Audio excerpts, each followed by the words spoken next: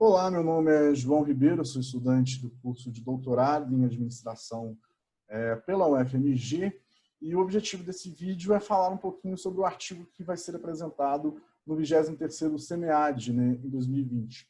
O impacto da toxicidade dos fluxos de ordens sobre a liquidez dos contratos futuros de DI e dólar comercial. Esse artigo ele foi escrito por mim, pela professora Laíse e pelo professor Felipe, ambos do Cefet Minas, Bom, o ponto de partida para esse artigo foi a gente perceber os estudos que dizem respeito à liquidez dos títulos, que mostra aí uma relação não unânime entre a liquidez e o retorno dos ativos. Então, se a liquidez ela é um fator que impacta no retorno, seria interessante a gente entender quais os fatores que impactam na liquidez dos ativos, na liquidez de mercado. Então, a gente pegou para poder analisar um dos fatores que podem impactar a liquidez, que é a assimetria de informação. O que seria essa assimetria informacional? Ela acontece quando, na negociação, um dos agentes detém mais informação do que outros. E quando há um número muito grande de negócios sendo realizado no mercado, que possuem uma elevada proporção de agentes informados, esse mercado ele é denominado por Wesley, Prado e O'Hara 2012 como mercado tóxico. Por isso o nome do artigo toxicidade, análise da toxicidade. Ou então, dentre os ativos negociados pela Bolsa Brasileira, dentre os títulos, chama atenção dois em específico. São os contratos futuros de DI e de dólar comercial, por serem os mais líquidos. São os volumes. Esses dois ativos têm maior volume de negociação da Bolsa. Então, a gente decidiu que o objetivo do estudo seria o seguinte: analisar o impacto do grau de toxicidade dos fluxos de ordens dos contratos futuros de DI e de dólar comercial sobre a liquidez de mercado desses ativos.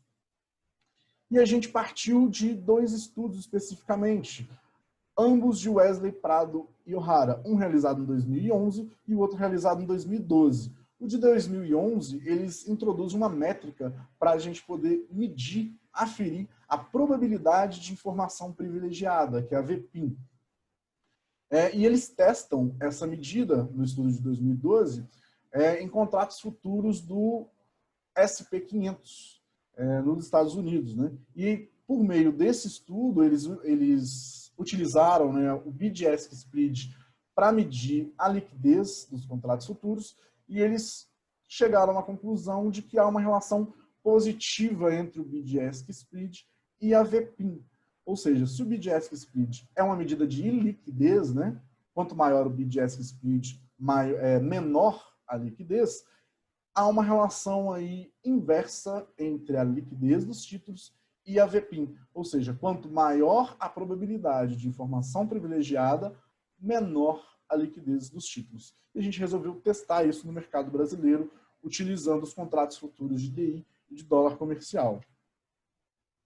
Bom, a população objeto desse estudo, então, foram todos os contratos de DI e de dólar comercial negociados pela B3, e a gente pegou como amostra um ano de negociação, que vai do dia 1º de setembro de 2018 a 31 de agosto de 2019, e os dados são intradiários, são todos os fluxos de ordens ali durante o dia. Esse período de um ano ele é muito comum em estudos de alta frequência, porque é um período curto de tempo, mas o volume de dados ele é muito grande. E também por conta das restrições da Bolsa. Os dados eles foram coletados no Market Data da B3, então eles disponibilizam um volume de dados menor. E como proxy para liquidez, a gente utilizou o bid-ask spread, que seria aí a diferença entre a menor oferta de venda e a maior oferta de compra dentro de cada bucket de negociação. O que seria esse bucket de negociação? Seria cada lote de negociação. A gente pega um dia de negociação, divide em 50, a gente criou 50 buckets. E dentro desse bucket que a gente utiliza para calcular a VPIN, a gente calculou também o bid-ask spread. Então a VPIN ela é calculada pelo somatório em módulo aí da diferença entre o volume de compra e o volume de venda dentro de cada bucket, dividido pelo N, que seria o número de buckets, né? No nosso caso, a gente utilizou 50, foram o mesmo utilizado pelo Wesley Prado e O'Hara 2011 e 2012, vezes o volume negociado dentro de cada bucket. E além da VPIN como uma variável explicativa, né, para o BDSK Speed, a gente utilizou também as variáveis volume de negociação, número de negócios e volatilidade do preço como variável de controle, né? A gente pegou aí como base os estudos de Ding, 1999, e de Yun e colaboradores, 2011. Bom, os primeiros resultados que a gente encontrou foram as estatísticas descritivas, né?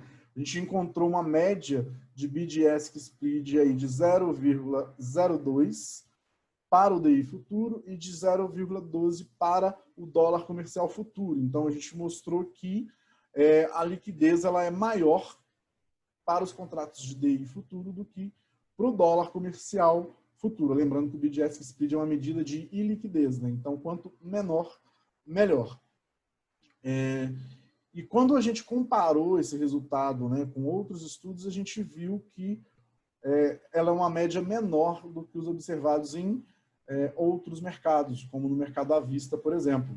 Então, a gente mostrou, por meio da métrica BDSK Speed, que esses contratos eles são efetivamente mais líquidos. Da mesma forma, a VPIN, a gente encontrou uma média de 0,42 para os contratos de DI futuro e de 0,24 para os contratos de dólar comercial futuro. Foram muito semelhantes aos resultados documentados aí pelo Wesley Prado e O'Hara 2011 e 2012 para o mercado americano, né? Então, a gente conseguiu mostrar aí que a probabilidade de se negociar com um agente informado nesses contratos futuros no Brasil é semelhante à probabilidade nos contratos futuros de SP500 estudados aí por esses autores.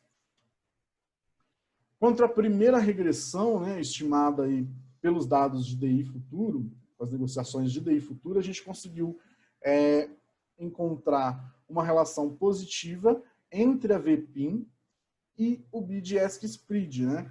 Essa relação positiva também foi observada na regressão com dados do dólar comercial futuro, né? Uma relação positiva entre o VPIN e o BDSK Speed. Ou seja, a gente pode dizer então que há uma relação negativa entre a liquidez e a probabilidade de negócios informados, a toxicidade dos fluxos de ordens, mostrando o seguinte: quanto maior a probabilidade de se negociar com agentes informados, menor a liquidez. Então, isso vai ao encontro dos outros estudos realizados anteriormente. Como conclusão, então, a gente mostrou que nos contratos futuros analisados foram similares os valores de VPIN encontrados aí em Wesley Prado e O'Hara 2011 e 2012 e para o mercado brasileiro no estudo de Siqueira, Amaral e Correia em 2017.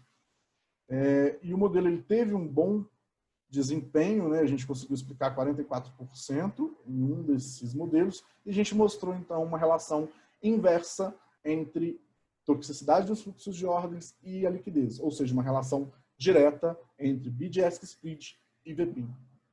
Bom, era isso, a gente se vê em breve no SEMEAD. Muito obrigado.